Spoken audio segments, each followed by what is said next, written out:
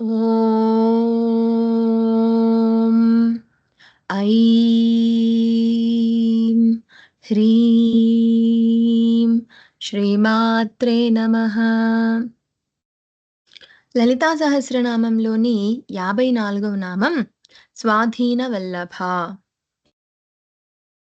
ఇది 6 అక్షరాల నామం. ఈ నామంతో అమ్మవారికి నమస్కరించేటప్పుడు స్వాధీన వల్లభాయే నమః అని చెప్పాలి. స్వ ప్లస్ అధీన అంటే తనకు లోబడి ఉన్న అని అర్థం. వల్లభ అంటే భర్త కలది అని. స్వ అనేది అధీనమైన వల్లభుని గలది అని ఒక అర్థం. ఏం చేసినా నాదేం లేదు అంతా మా ఆవిడే అంటారు పరమేశ్వరుడు. అందుకే ఆయన అమ్మవారికి స్వాధీన వల్లభుడు. పంచకృత్యాలను నిర్వహించే పరమేశ్వరిని ఉదాసీనంగా కేవలం ఒక సాక్షి మాతృనిగా చూసేవాడు పరమేశ్వరుడైనప్పుడు, ఆ పరమేశ్వరుడు స్వాధీన వల్లభుడు గాక మరేమవుతాడు?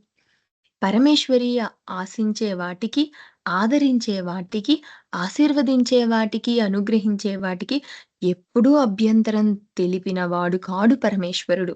ఆవిడ చేసే పనులన్నీ సక్రమంగా తప్పులు లేకుండా ఉంటాయి అంటారు. అందుకనే అభ్యంతరం ఉండదు. అందుకే ఆయన స్వాధీన వల్లభుడు.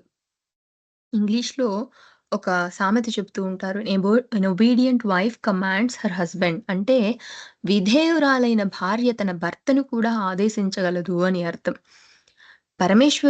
పరమేశ్వరుడికి స్వాధీనుడు అవ్వడానికి అసలైన రహస్యం ఇది అని అందరూ స్త్రీలు పరమేశ్వరి నుండి తెలుసుకోవాలి.